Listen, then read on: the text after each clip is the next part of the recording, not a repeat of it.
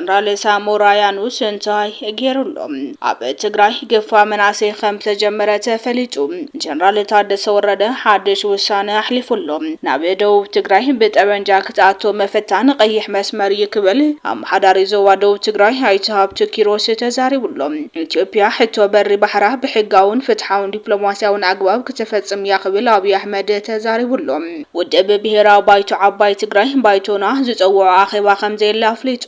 ናይ ዝብሉን ካልኦት ሓደሽትን ኣገደስትን ሓበሬታታት ሒዝናልኩም ቀሪብና ኣለና ክሳብ መወዳእታ ዜናና ድማ ላይክ ሼር ሳብስክራይብ ብምግባር ክትከታተሉ በኸብረ ንዕድም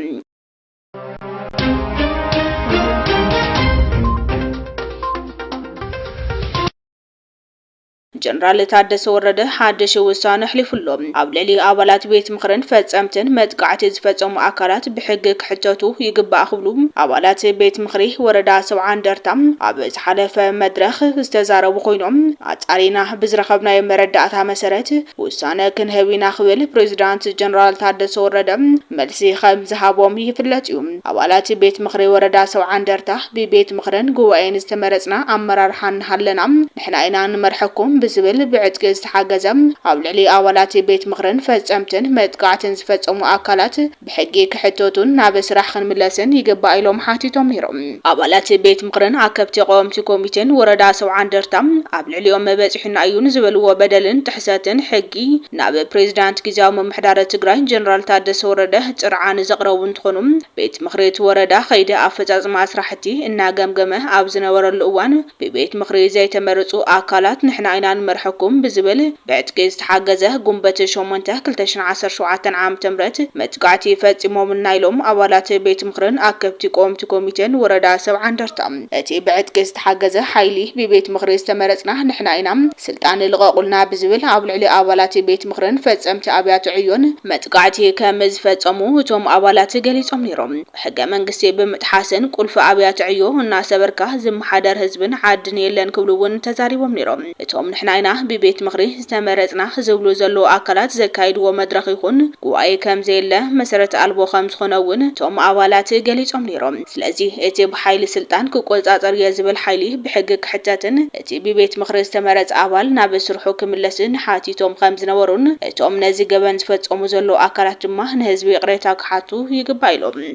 ነቲ ብኣባላት ቤት ምኽርን ኣከብቲ ቆምትን ኮሚቴ ዝቀረበ ጥርዓንን ሕቶን ዘድመጹ ፕሬዝዳንት ጊዜያዊ ምምሕዳር ትግራይ ሌተናል ጀነራል ታደሰ ወረደ እቲ ዛዕባ ክሳብ ሕዚ መፍትሒ ዘይረኸበ ምጽራይ ይግበር ስለ ዝነበረ እዩ ውሳነ ዝውሃብ ድማ መረዳእታ ብምእካብ ይክብሉ ኣብ ዝሓለፈ መድረኽ ምዝራቦም ይዝከር እዩ ነስዒቡ ድማ ሎሚ ፕሬዝዳንት ታደሰ ወረደ እቶም ቅድሚ ሕዚ ዝነበሩ ብቤት ምኽሪ ዝተሸሙ ክቕጽሉን ከምኡውን ኣብ ዘይሕጋዊ ማህተም ምንጣል ሓይሊ ዝተጠቕሙ ኣካላት ሕጋዊ ስጉምቲ ክወስድ ከም ዝኾነ ኣፍሊጡሎም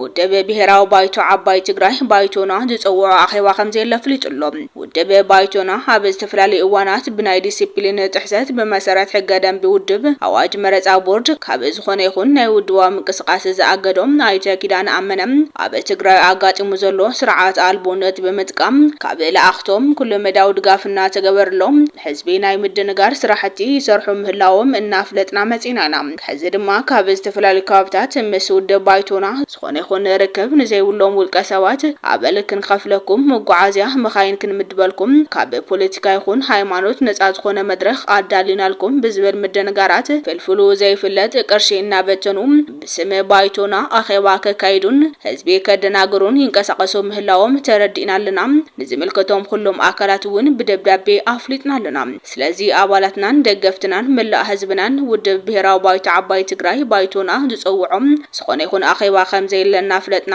እቶም ንኸብዶም ዝሓድሩ ኣካላት ውጭላው ለእኽቶም ተሸኪሞም ዕላማ መወልቶም ንምፍጻም ዝገብርዎ ምንቅስቃስ ከደናግረኩም ከም ዘይግባእ ኣብ ልዕሊ ከምዚኦም ዝበሉ ብፍሉልነት ጥሕሰት ሕጊ ዝፍጽሙ ውልቀ ሰባት ሕጋዊ ስጉምቲ ከም እንወስድ ክንገልጽ ንፈቱ ክብል ባይቶና ኣተሓሳሲቡሎም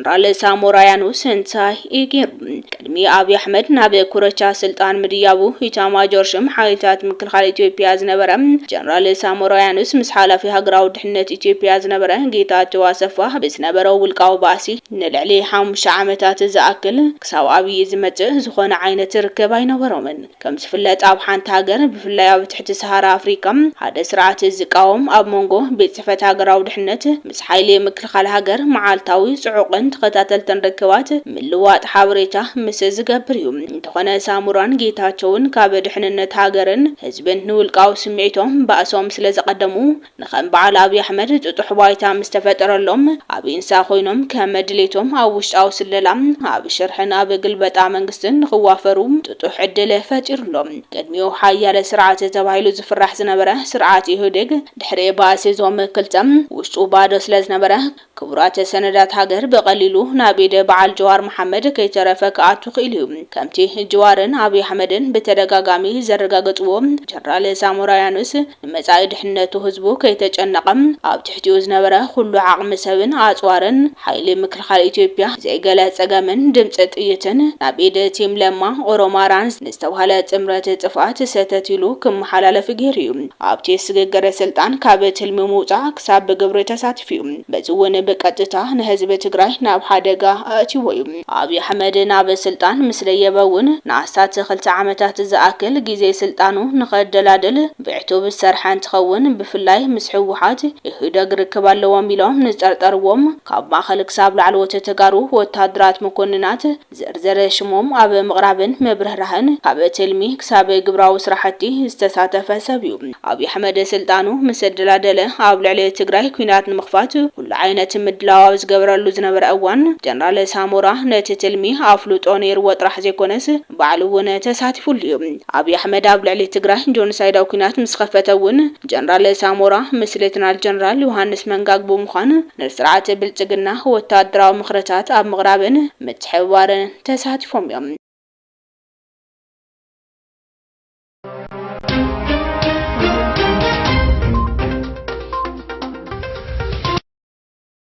ኢትዮጵያ ሕቶ በር ባሕራ ብሕጋውን ፍትሓውን ዲፕሎማሲያውን ኣግባብ ክትፈጽም እያ ክብል አብይ ኣሕመድ ተዛሪቡሎ ኢትዮጵያ ናይ በሪ ባሕሪ ሕቶኣ ሕጋውን ፍትሓውን ዲፕሎማሲያውን ብዝኾነ ኣግባብ ጥራሕ ከም ተፈጽሞ ሚኒስተር ጉዳያት ወጻኢ ገሊጹሎ ሚኒስተር ጉዳያት ወጻኢ ኣብ ዝሃቦ ሰሙናዊ መግለጺ ካብ መንጎ ዝተልዓሉ ነጥብታት እቲ ሓደ ጉዳይ በሪ ባሕሪ እዩ ነቲ መግለጺ ዝሃቡ ወሃብ ቃል ሚኒስተር ጉዳያት ወጻኢ ኣምባሳደር ነብዩ ጌታቸው እዚ እዋን ሕቶ በሪ ባሕሪ ኢትዮጵያ ብወደብ ሃገራውነት ሕጋውን ኣግባብነት ዘለዎ ኮይኑ ገነዛበ ዝተተሓዘ ኢሎም ምስ በሪ ባሕሪ ዝተተሓዘ ኢትዮጵያ ድሌታ ግልጽ ምግባር ዘልዕሉ ኣምባሳደር ነቢያት ኢትዮጵያ ሕዚ ካብ ዘለዋ ቁጠባዊ ዓቕምን በዝሒ ህዝብን ብምብጋስ ኣብ ዙርያ ዘለዉ በሪ ባሕርታት ናይ ምጥቃም ድሌት ከም ዘለዋ ብግልጺ ኣቐሚጣ ኢሎም ኢትዮጵያ ናይ በሪ ባሕሪ ሕቶኣ ሕጋውን ፍትሓውን ዲፕሎማሲያውን ብዝኾነ መንገዲ ጥራሕ ከም ተፈጽሞ ግልጺ ገይራ ኢሎም ናብ ደቡብ ትግራይ በጠበንጃ ክትኣቱ ምፍታን ቀይሕ መስመር ይክብሉ ኣመሓዳሪ ዞባ ደቡብ ትግራይ ኣይተ ሃብቲ ኪሮስ ገሊፆም ኣለዉ ኣብ ወንበር ሕወሓት ዶክተር ደብረጽዮን ገብረሚካኤል ኣቀዲሙ ናብ ደቡብ ትግራይ እውን ንምእታው ከም ዝወሰኑ ገሊጹ ነይሩ ደብረጽዮን ልሳነ ውድብ ምስ ዝኾነ ወይን ኣብ ዘካየዶ ቃለ መሕተት ኣብ ዞባ ደቡብ ጸገም ዝፈጠር ምምሕዳር ኣሎ እቲ ህዝቢ ንውድብ እዩ ዝጽበ ዘሎ ውድብ ዶንግያ ውድብና ይምጸልና ቀልጢፉ መፍትሒ ይግበረልና እዩ ዝብል ዘሎ እቲ ምምሕዳር ምስቲ ጉጅለ ዝወገነ ስለ ዝኾነ ገና ዘይተስተኻኸለ ከባቢኡ መደብ ኣውፂና ኣለና ስለዚ ከምቲ ኣብ ካልእ ከባቢታት ዝገበርናዮ ናብ ዞባ ደቡብ ቀልጢፍና ኣቲና ንምስኽኻል ሓሲብና ኣለና ኢሉ ነይሩ እቶም ሰልፈኛታት እቲ ብደብረጽዮን ገብረሚካኤል ዝምራሕ ክንፊ ሕወሓት የሰግመሎ ዝብልዎ ኣካይዳ ዘሕጋዊ ርክባትን ስልጣን ብጠበንጃ ናይ ምቁጻር ባህግን ነቲ ሰልፊ ተቃውሞ ካብ ዝደረኹ ምኽንያታት ምዃኑ እዮም ዝገልጹ ኣብ ውሽጢ መሪሕነት ሕወሓት ዝተፈጠረ ምምቕቓል እቲ ምትፍናን ናብ ሓይልታት ትግራይ ልሕኹም ላዕለዎት ኣዘዝቲ ድማ ነቲ ብደብረጽዮን ገብረሚካኤል ዝምራሕ ክንፊ ሕወሓት ደግፎም ደው ምባሎም ይዝከር እዩ ነስዕቡ ድማ ነቲ ብኣይተ ጌታቸው ረዳ ዝምራሕ ዝነበረ መሓወር ጊዜያዊ ምምሕዳር ብሓይሊ ብምፍራስ በቲ ዝድግፍዎ ክንፊ ሕወሓት ዝተሾመ ኣካል ስልጣን ክቆጻጸር ገይሮም እዮም ነቲ ኸይዲ ዝተቃወመ ዞባ ደቡብ ትግራይ ዛጊድ ኣብ ትሕቲ ሌተናል ጀነራል ታደሰ ወረደ ዝምራሕ ሓድሽ ምምሕዳር ከም ዘይኾነ እዩ ዝንገር ቢቢሲ ምስ ኣመሓዳሪ ዞባ ደቡብ ትግራይ ትግራይ ኣይተ ሃብቲ ኪሮስ ቃለ መሕተት ዝገበረ ኮይኑ ዶክተር ደብረጽዮን ኣብ ዝቕደም ኣብ ከምቲ ኣብ ካልኦት ከባብታት ትግራይ ዝተገበረ ናብ ደቡብ ትግራይ እውን ንምእታው ከም ዝወሰኑን ህዝቢ እውን ውድብ ይምጸልና ከም ዝበለን እቲ ምምሕዳር ምስቲ ጉጅለ ከም ዝወገነን ነዚ ድማ ከስተኻኽልዎ ምዃኖም ገሊጹ ነይሩ እሞ ኣብዚ እንታይ ትብል ኢሉ ናትና ቃልሲ ነዚ ትክክል ዘይኮነ ፖለቲካዊ ባይታ እዩ ስለዚ ምምሕዳር ዘዋደው ነዚ ስጋት ክኾኖ ልክዕ እዩ ነዚ ከምዚ ዓይነት ዓንዳርን ምልክ ሓይልን ስጋት ክንኮኖ ኢና ንቃለስ ዘለና